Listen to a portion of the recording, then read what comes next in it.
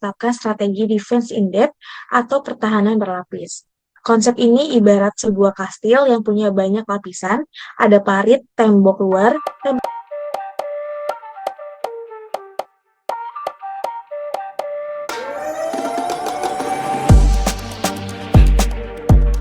Selamat siang teman-teman dan Bapak Ibu dosen, kami dari kelompok 6 kelas TTBA. Pada kesempatan ini kami akan mempresentasikan sebuah topik yang sangat relevan dan krusial di era digital saat ini, yaitu Tenets of Information System Security, membedah pokok-pokok keamanan sistem informasi. Next.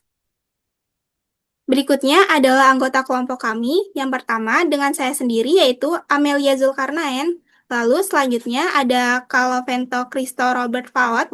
Dan selanjutnya ada Kak Halimatu Syadia Sekar. Dan selanjutnya ada Pasca Prisianti Sitorus. Next.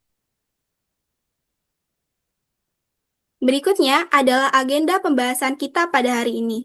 Kita akan mulai dari pengantar mengapa keamanan informasi itu penting, lalu masuk ke inti pembahasan yaitu 3 pilar utama keamanan atau CIA Triad, dilanjutkan dengan prinsip tambahan, melihat berbagai ancaman cyber, menganalisis studi kasus nyata di Indonesia, membahas strategi pertahanan, dan diakhiri dengan kesimpulan.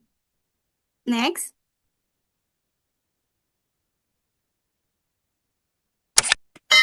Mari kita mulai dengan pertanyaan mendasar.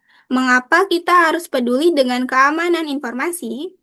Di era digital ini, informasi telah menjadi aset paling berharga. Keamanan informasi adalah sebuah proses untuk melindungi aset ini dari berbagai ancaman, seperti akses atau perusakan yang tidak sah. Ini bukan sekedar tentang mencegah penipuan, tapi lebih luas dari itu. Kegagalan dalam melindungi data bisa berakibat fatal, mulai dari kerugian finansial yang besar hingga rusaknya reputasi yang sulit diperbaiki. Indonesia sendiri punya banyak pengingat akan hal ini. Kita semua pernah mendengar insiden besar seperti lumpuhnya pusat data nasional akibat ransomware, kebocoran data 279 juta penduduk dari BPJS Kesehatan, atau peretasan 91 juta akun pengguna Tokopedia. Kasus-kasus ini menunjukkan betapa nyatanya risiko yang kita hadapi. Untuk selanjutnya, kita masuk ke fondasi dari semua sistem keamanan yaitu CIA Triad. Saya serahkan kepada rekan saya, Kak Lovento. Silakan Kak Lovento. CIA Triad. Untuk CIA ini tentu saja berbeda dengan CIA yang ada di Amerika gitu, yang merupakan badan intelijen. Ini merupakan singkatan dari Confidential, Integrity, dan Availability. 3 pilar fundamental yang sudah menjadi standar keamanan cyber sejak tahun 1970. Kenapa hal ini penting untuk kita?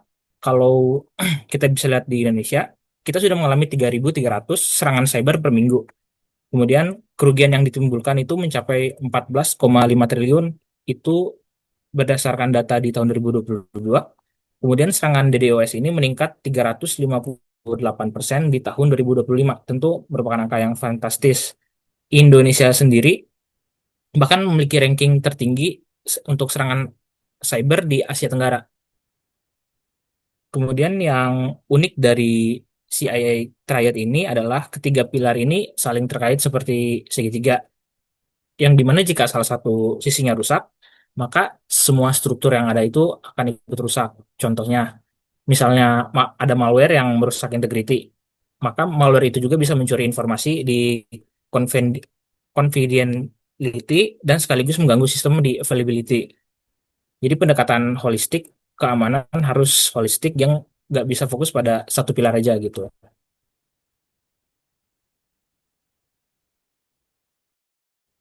Oke, kemudian ini ada confidentiality atau kerahasiaan yang memastikan informasi hanya bisa diakses oleh pihak atau mempunyai kepentingan aja. Ini tentang menjaga privasi dan melindungi data sensitif.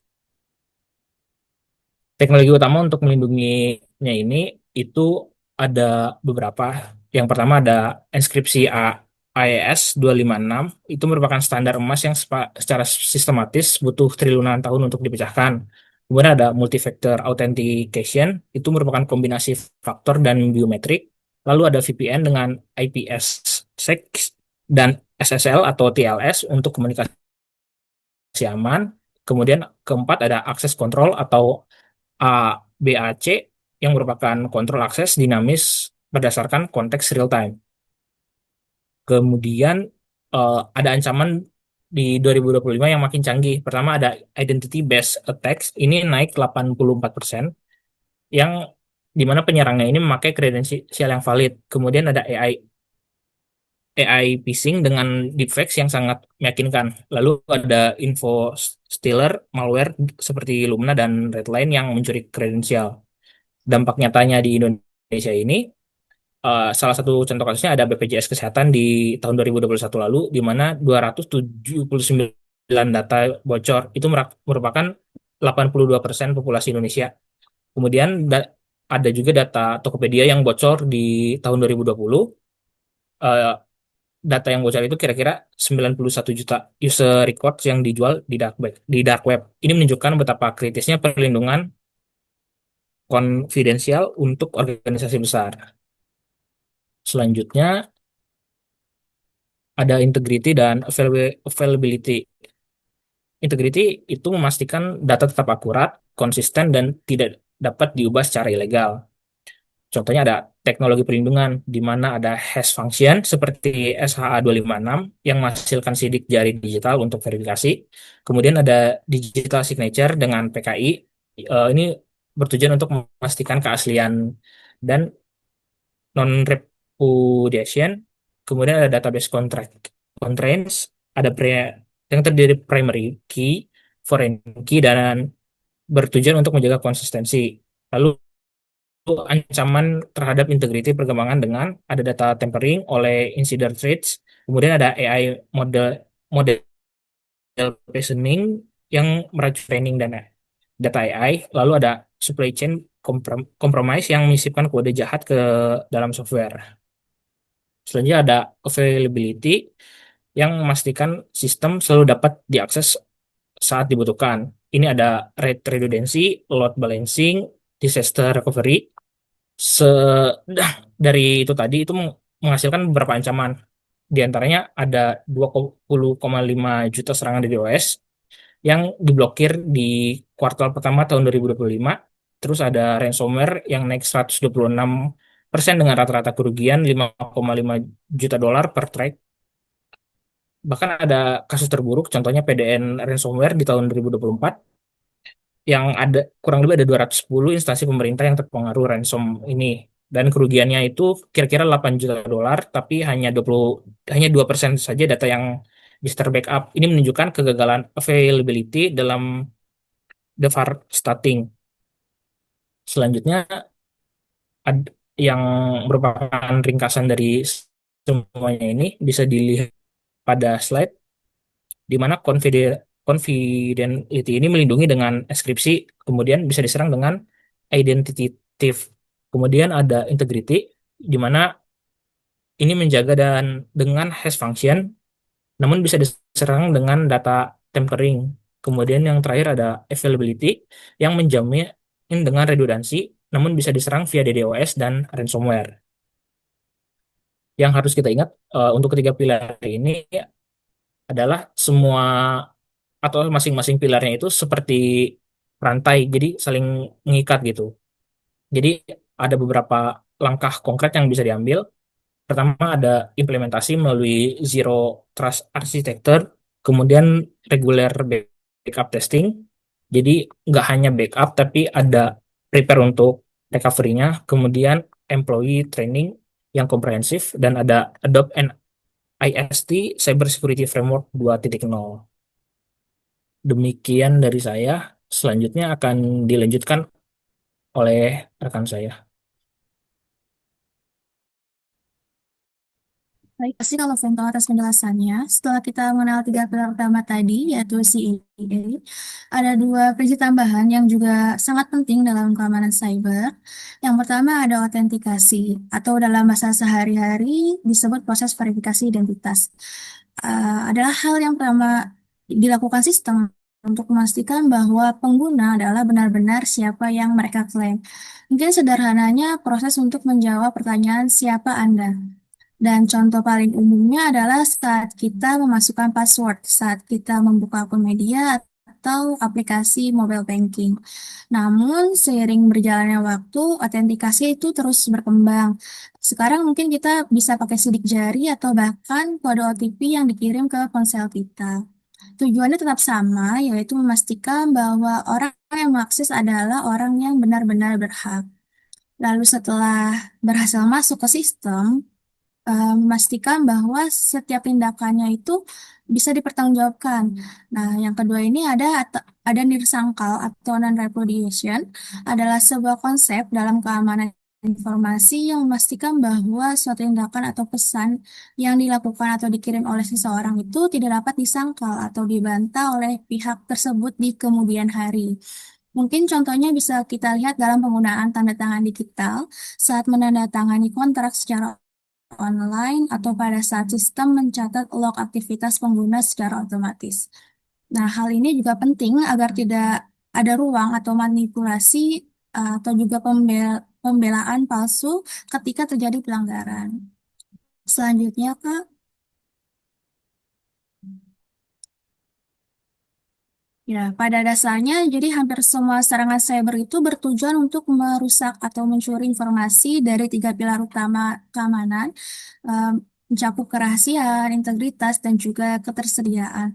Nah, di slide ini kita bisa melihat bahwa setiap ancaman cyber selalu menargetkan salah satu atau bisa lebih dari tiga pilar CIE. Nah, yang pertama ini ada ransomware. Ancaman ini sangat berbahaya karena menyerang pilar ketersediaan. Misalkan data perusahaan diinskripsi dan kita tidak bisa mengaksesnya sama sekali. Akibatnya itu perusahaan tidak bisa beroperasi karena semua datanya yang penting itu dikunci. Lalu yang kedua ada phishing. Ini adalah ancaman yang paling kita sering temui dan juga menargetkan kerahasiaan. Jadi pelakunya itu menipu kita agar secara sukarela memberikan informasi sensitif seperti kata sandi. Dan terakhir ada malware atau virus yang biasanya juga menyerang integritas data dengan merusak, bisa mengubah atau bahkan menghapus data di sistem tanpa kita sadari, sehingga informasi penting lainnya tidak lagi akurat. Selanjutnya kan bisa di next. Nah, di Indonesia sendiri, kita punya beberapa pelajaran pahit dari kasus nyata. Salah satunya yang paling dikenal adalah kebocoran data dari Tokopedia pada tahun 2020.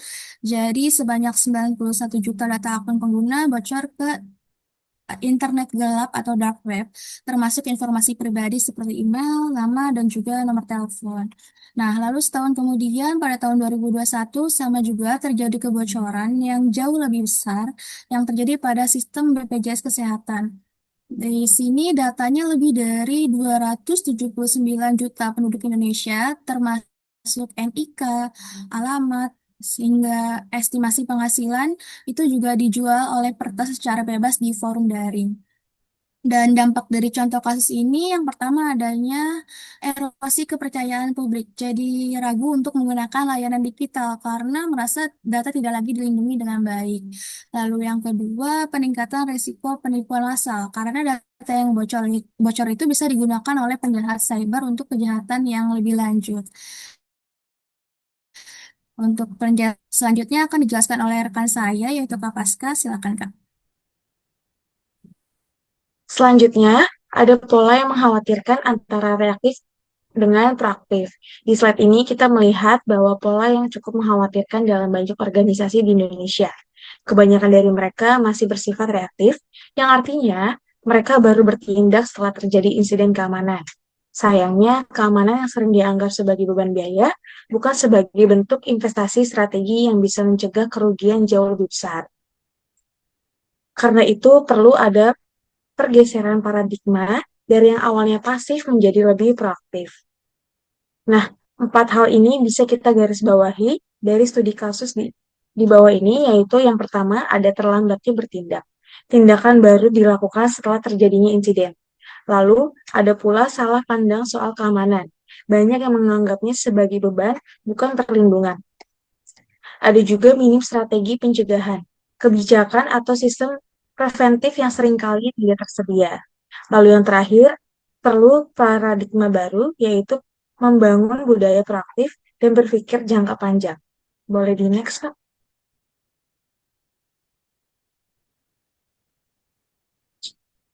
Selanjutnya, membangun benteng pertahanan cyber. Lalu bagaimana cara membangun sistem keamanan yang kuat dan efektif? Jawabannya adalah dengan menetapkan strategi defense in depth atau pertahanan berlapis. Konsep ini ibarat sebuah kastil yang punya banyak lapisan, ada parit, tembok luar, tembok dalam, dan penjaga. Tujuannya apa? Jika satu lapisan gagal, lapisan lainnya masih bisa melindungi. Dan yang penting, pertahanan ini bukan hanya soal teknologi, tapi juga manusia, proses, dan kebijakan. Nah, 4 prinsip ini penting dari pertahanan berlapis, di antara lainnya ada setiap lapisan punya peran penting, jadi kita tidak bisa mengandalkan satu sistem saja. Lalu yang kedua, ada gabungan aspek teknis dan non-teknis, mulai dari software hingga kebijakan dan pelatihan. Lalu yang ketiga, meningkatkan ketahanan terhadap serangan, karena ada banyak jalur pertahanan. Dan yang terakhir, ibaratkan kastil dengan banyak benteng yang masing-masing saling mendukung untuk melindungi aset. Boleh next, Kak?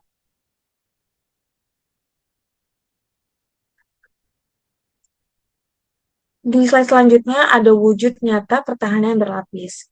Setelah tahu pentingnya pertahanan berlapis, sekarang kita lihat seperti apa implementasinya dalam dunia nyata. Strategi ini diterapkan melalui berbagai kontrol keamanan yang terbagi ke dalam 3 kategori utama, yaitu teknis, administratif, dan fisik. Ketiganya harus bekerja secara bersama-sama agar mampu mencegah, mendeteksi, dan merespon ancaman dengan efektif. Nah, berikut adalah contoh konkret dari masing-masing kontrol. Yang pertama ada kontrol teknis, seperti firewall, sistem deteksi serangan, enkripsi, hingga perlindungan terhadap malware atau DDoS. Lalu yang kedua ada kontrol administratif, berupa kebijakan keamanan, klasifikasi data, pelatihan untuk karyawan, dan rencana penanganan insiden. Dan yang ketiga ada kontrol fisik, seperti pengamanan ruang server, kontrol akses pintu, sistem alarm, dan CCTV. Dan yang terakhir, ada sinergi antar lapisan, karena semua jenis kontrol ini harus saling melengkapi untuk menciptakan perlindungan menyeluruh. Next. Baik, terima kasih Kak Lovento, Kak Halimatu, dan Kak Paska atas pemaparannya. Sebagai penutup, ada beberapa poin penting yang ingin kami sampaikan. Pertama, keamanan cyber bukanlah produk, melainkan sebuah proses yang berkelanjutan. Ancaman terus berevolusi, maka pertahanan kita juga harus adaptif. Kedua, CIA Triad adalah fondasi yang wajib kita pahami untuk membangun pertahanan yang holistik. Ketiga, kita harus beralih dari pendekatan reaktif ke proaktif. Keamanan adalah investasi dan bukan merupakan biaya. Dan terakhir, bagi kita semua sebagai calon profesional di bidang IT, membangun sistem yang aman adalah sebuah tanggung jawab profesional dan etis. Tujuannya adalah untuk menciptakan ekosistem digital yang inovatif dan dapat dipercaya oleh semua orang. Nah, boleh di next. Baik, Bapak, Ibu dosen, dan teman-teman, demikianlah presentasi dari kelompok kami. Kami harap materi ini bermanfaat dan memberikan wawasan baru bagi kita semua. Mohon maaf apabila ada kekurangan dan penyampaian kami. Selamat siang dan terima kasih.